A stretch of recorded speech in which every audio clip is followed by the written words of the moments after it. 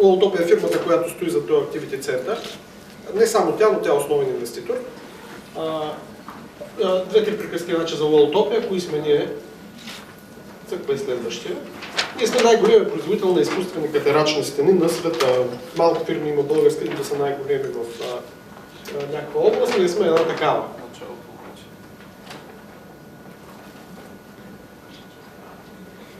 Почнахме преди 15 години и преди 5 някъде станахме най-силният бренд в нашата индустрия. И сега напоследък разликата между нас и следващия в индустрията само се увеличава в наша полза, дистанцията се оголемява. И ние така сме си доволни, готино ни е. Най-добри сме в света, а пък той всеки мъж на това иска. Иска по някакъв начин да е най-добър в нещо, ние понеже сме си го постигнали, ние широко около врата. Работим в една индустрия, която е сравнително нова. Тя тепърва и предстои да избухва. В България втора и предстои да избухва. Няма да е с година или до година. В Западна Европа близките 2 години ще е избухването, експоненциалния растеж. А в България, може би след 5-6 години. Следващо да видим за какво се разказва. 2-3 приказки за нашата компания. Да, най-големия завод за катерачни стени имаме. Да, ще се цъкам. Какъв ни е опита? 15 години, 160 хиляди квадрата стени сме направили в 42 държави към момента. Не са ли повече вече? Може би са толкова 42 на всички континенти без Антарктида.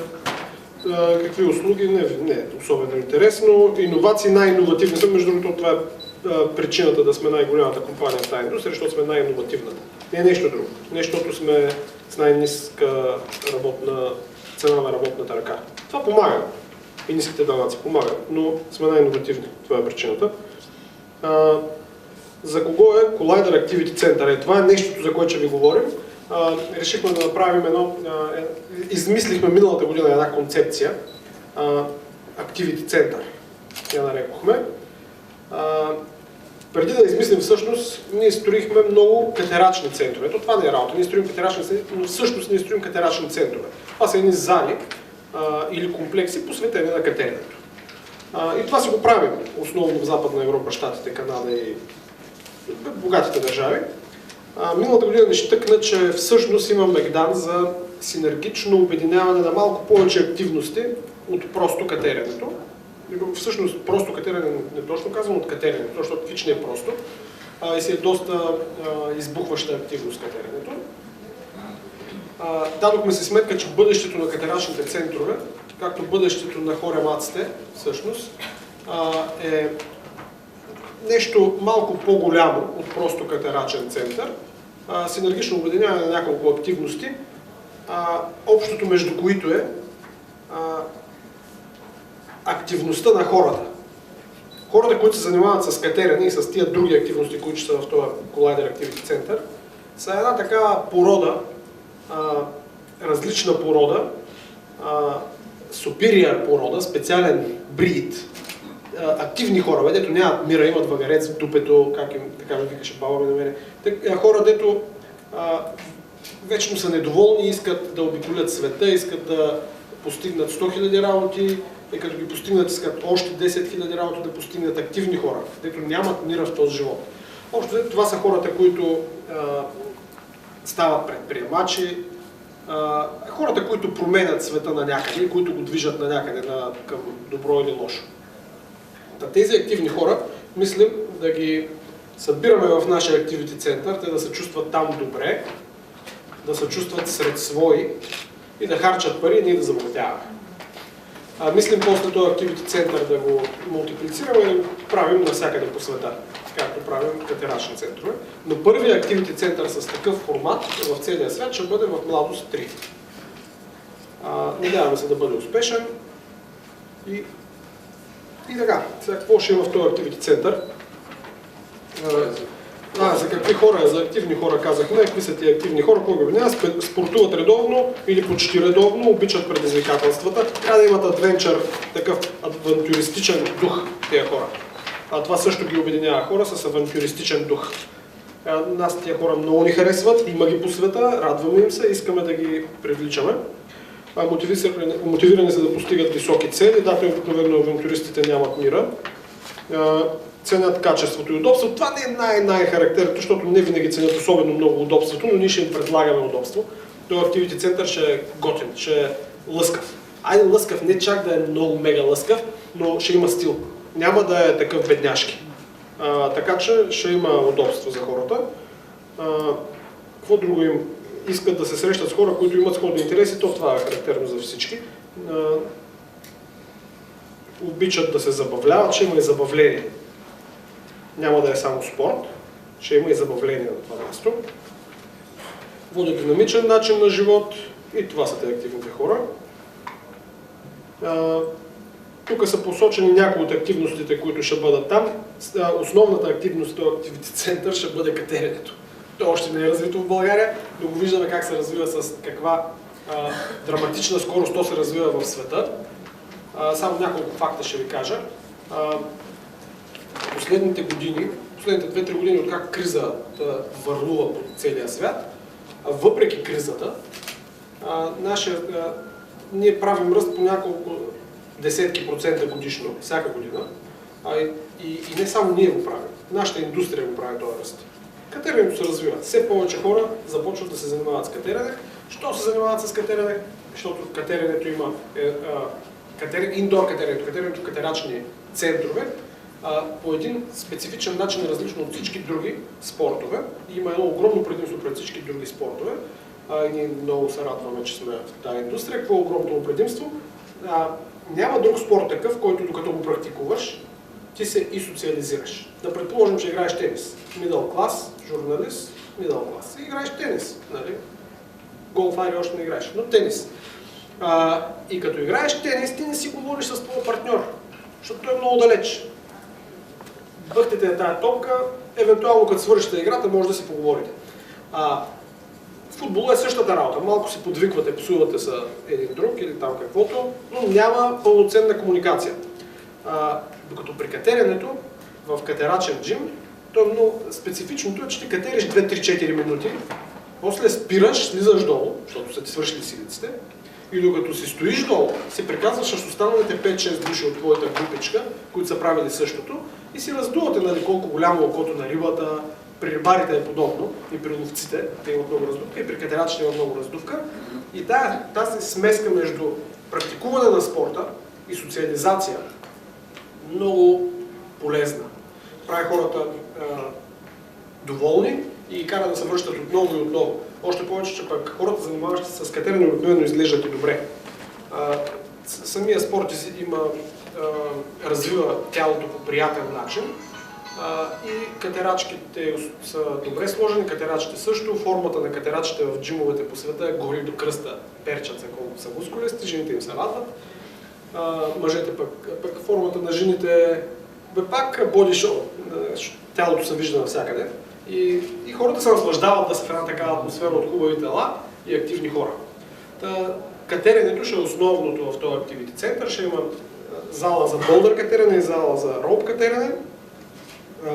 Освен това ще има Фантопия, една нова концепция, дето пак ние измислихме и е почва миналата година. Тя прави пак катеренето, част от амюзмент индустрията, индустрията на забавлението. Моля да ми простите, че говоря с някакви английски думи, като някакъв глупак, но това е защото ние в нашата държава не продаваме много, т.е. почти нищо. По-малко от 1% от нашите продажби са в България, те са на други пазари и даже термините са възникнали по тези пазарите в България още са малко неизвестни. Вкарваме аз по някаква глупа английска дума. Фантопия, първата Фантопия, втората Фантопия в България ще бъде там, първата е правим в Парадайс. Ще има плувен басейн, открит плувен басейн, който ще е не само за плуване за спорт, но ще е за забавление лятото. Ще има 20 декара парк. Чакай, че аз тук да взема и да цъкам малко.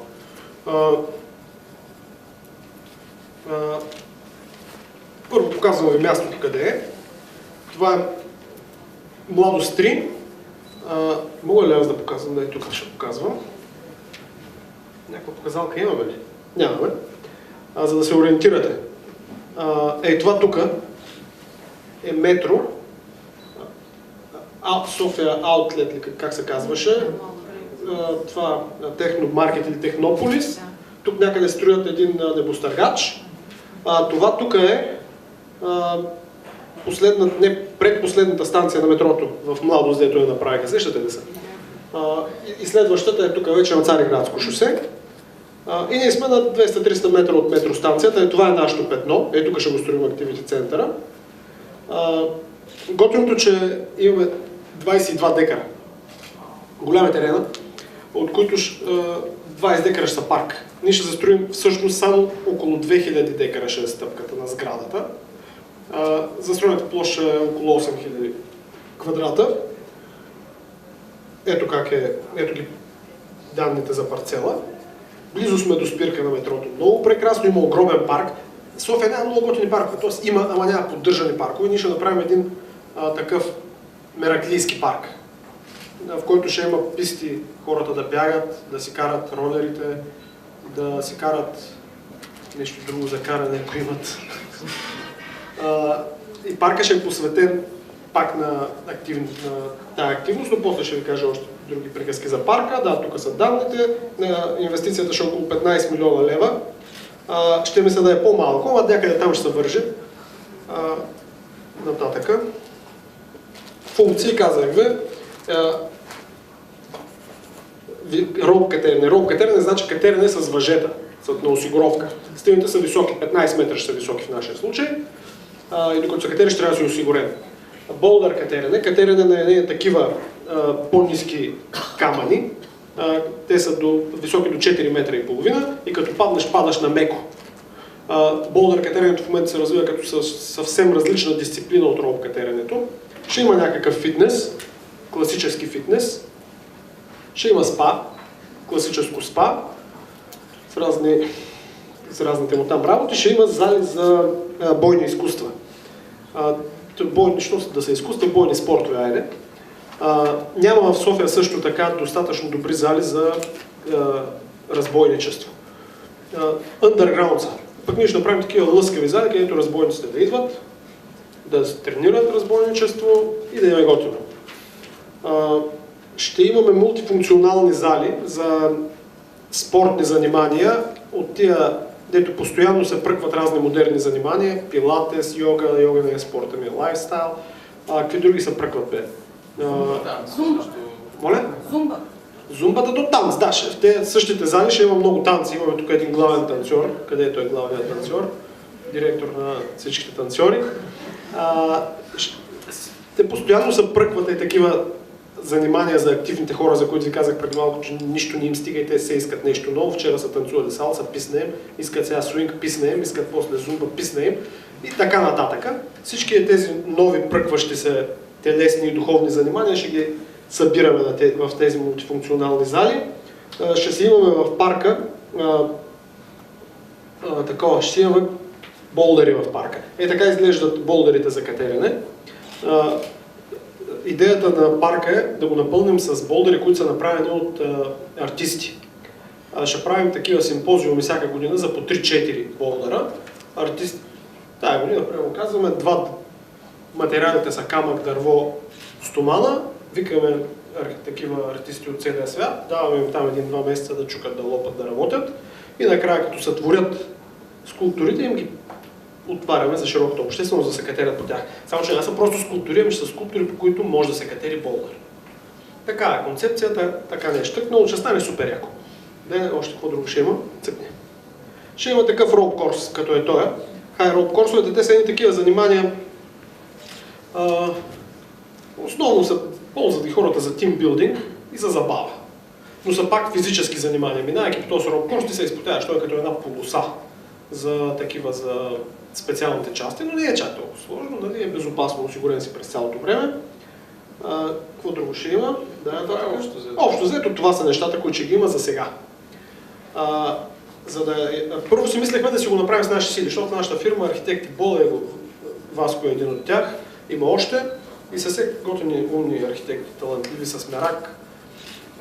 И мислехме ние да си го изпроектираме този Активити център, после обаче някой ми пусна мухата. Кой ми е пусна мухата? Не се сещам, честно да се призная. Може и аз да съм се я пуснал сам. Решихме да направим архитектурен конкурс. И сега за архитектурния конкурс, понеже Васко го организира след това целият архитектурен конкурс, му давам думата той да разказва. Добре. Имайки една такава мащабна идея, решихме, че ще е добре да направим едно интересно предизвикателство, не само за нас, а за всички архитекти по света. Казвайки всички, наистина идеята на конкурса и основното нещо да е максимално отворен и достъпен за всички, които искат да се пробват. А не просто да се ограничим, да речем, само с българските архитекти или било само с нашите собствени ресурси. Затова конкурса стартира още ноември месец и съвсем скоро, в края на този месец, очакваме вече участниците да предадат проектите. Начина на журиране също е интересно. Поканили сме наистина много големи архитекти. След малко ще видите и техния списък. Крайният срок за изпращане на конкурсните проекти е 28 февруари. До момента има регистрирани 303 екипа, тук пише, но презентацията е от снощи. Реално те растат постоянно и сега, преди да дойдем тук, бяха станали вече 313 екипа от 68 държави, което реално прави конкурса най-големия някога организиран в България. И се надяваме да направим един добър прецедент, да се случват повече такива мероприятия и сблъсък не само на различни спортове в рамките на центъра, но и сблъсък на архитектурни идеи, на събрани в една точка в града. Журито сме поканили доста опитни и талантливи архитекти от цял свят.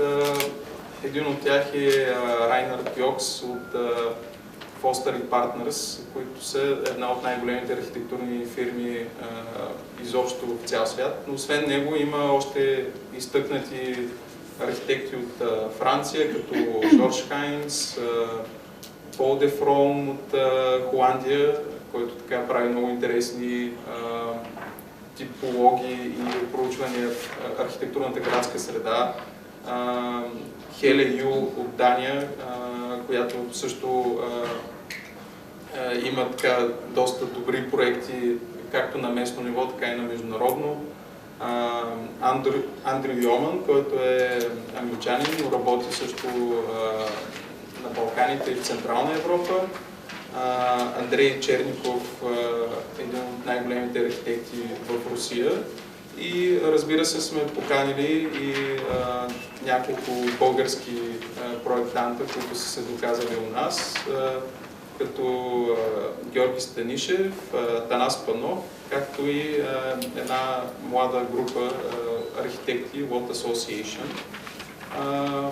И разбира се, Ивайло Пенчев и нас като представители на Worldtopia.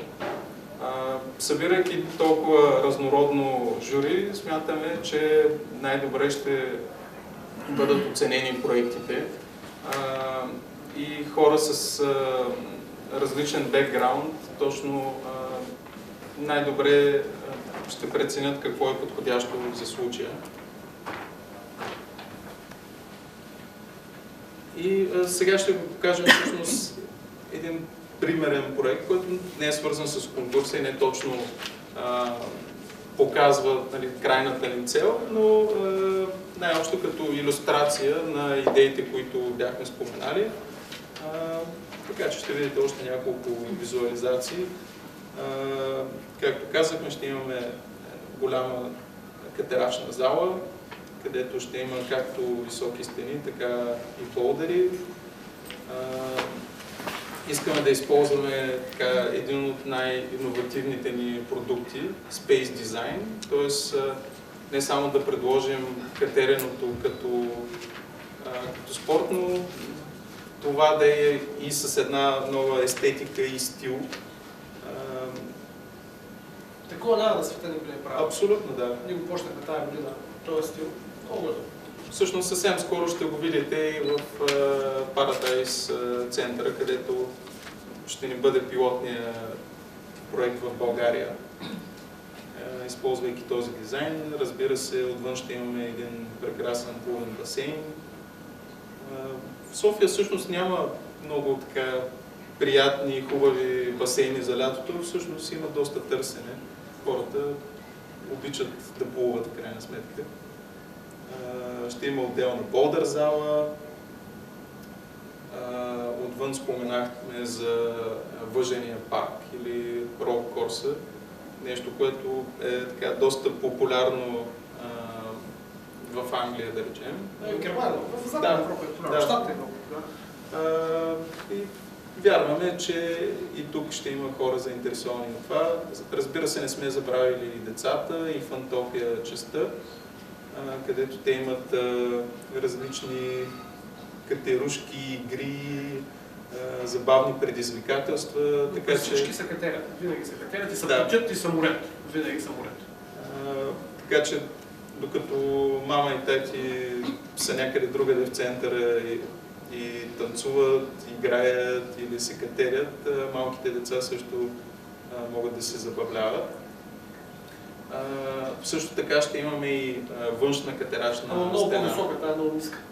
Ще е много по-висока.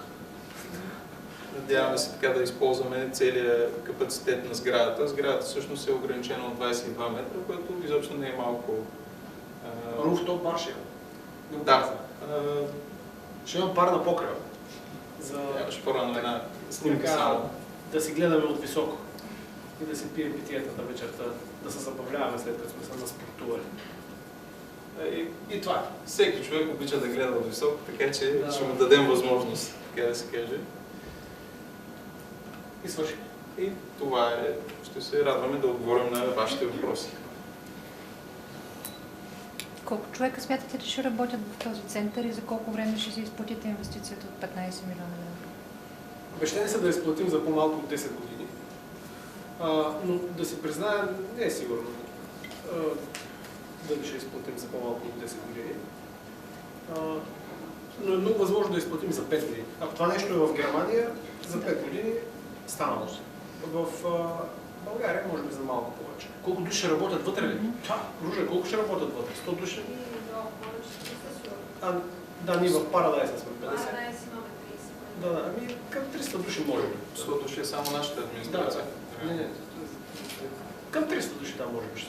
А как предвиждате ползването на, примерно, как предвиждате да бъдат съставени таксите? Мога ли да вляза в парка без да платя вход? Не сме го измислили още. Мисля си да има минимална такса за влизане в абонаментен принцип. В Германия съм гледал една концепция, много ми хареса. Плащаш ли лек абонамент, примерно 10 лева на месец. И той ти дава basic достъп до всичко. Но нищо не е съвършено безплатно. Ние искаме, парка ще го поддържаме, ние искаме да идват вандали вътре, които идват и вандалстват. Пикаят по градинките, пият бири, напиват се и рушат. Няма, ще има някакъв контрол на достъпа, но идеята е не да го ограничим само за богати хора, защото в България е напълно богати. За масовата публика ще.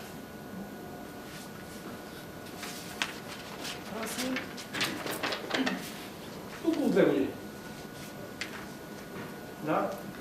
Поздравления за това, че сте решили да обявите открит архитектурен конкурс. Това е нещо, което не се е случвало в България и имаме много печален опит с това, което се прави в София с архитектурните конкурси. Хубаво поздравят, не въобще за какво да ме поздравят, да кажа, защото аз изключително се чудя защо не се прави. Аз го правя това нещо от заинтересованост лична, точно така, за да получите качество. Не е ли така? Моля? За да получите качество. Две неща получавам. Качество получавам и популярност в архитектурните среди, което го търсим ние. Да. Ние работим с архитектури. За вас е важно. Ни плащаме добри пари на архитектурния конкурс. Така, факт е, че толкова народ от това е грандиозен успех. Просто не е имало такъв конкурс. Да, не е имало. Но се чудя, защото другите не го правят. Да си признаят. Хубаво е, ние задаваме този въпрос периодически на главния архитект и нека си се не се получава. Защото главният архитект не е инвеститор. Той мрази архитектурните конкурси, официално го е заявил. Да, защото те били бавни. Но така точно така, той го обяви публично. Това, че са бавни, си е вярно. Отнема Да, така е, няколко отнема месеца. време, да. Точно така. Ама това нещо ще остане и за внуците. Този комплекс сграден. И викам, аре сега, дори една година... Не, се това е забавя. прекрасно, Да. наистина. Това е истински добра новина. Просто Да. поздравление още веднъж. И сега, всъщност, да дойдем до въпроса. Как във времето ще се движи? Кога ще изберете? Как ще бъде точно избора? Шортлист ще има? Кой ще избере Ще ви финалиста? кажа, бе, сега ще кажа. И тайминг, да вляза и аз малко в английските думи, как във времето ще се развие? Приемаме до 28 февруари. Точно. 28 февруари Шат Далор, който е апликирал, който е подал. Правим на 15 март, нали? На 15 март. На 14. На 14 и 15 март журито идва с На самолетите. 14 е вече награждаването. Журито ще са тук между 7 и 10 февруари. Ще бъде жури. Точно така бе, февруари. Март. Сега 8 март ще журираме, вместо да празнуваме. Ще вземем да празнуваме. 8 март вече. Като си свършим работата, ще празнуваме. Не сме избрали в коя зала, в една зала ги събираме журито, от самолета ги водим в залата и почваме да ви показваме разпечатани проекти, които не са разпечатани на едни големи телевизори. Ще си купим сега няколко телевизора и на големите телевизори ще ги показваме. И за 2 дена процедурата, да не навлизаме в детайли, каква е процедурата. Това не е интересно за Журито обаче, журито от тези архитекти, важното е, че архитектите избират 5 победителя. Не ги избирам аз, защото аз не съм архитект. Аз съм един... Винаги за това е журито. Да. Журито ги избира тези 5 победителя, аз имам там една 15-та или колко имам. 11. 11-та, нищо няма. Глас. Всички тези 5 победители печелят по 5000 евро. Измежду тези 5-тимата вече аз се избирам, с помощта на журито, но аз си го избирам, кой ще прави проекта. Този, който го избирам, той получава 15 евро на квадратен метър. Да, получава и възлагане, което е най-важно. Възлагане, да, но на дебела цена. 15 евро на квадрат само архитектура, без никакви други части. Без менеджмент. Само архитектура 15 евро. И се надявам да взема добър проект да получа. Така ще. Бая проект събраха. Ще бъде са 300, тъй като нищо ще станат 400, защото те се събират накрая. Не знаете каква е практиката, накрая идват последните дни. И ще е малко зоро, ще видим. Успех! Успех!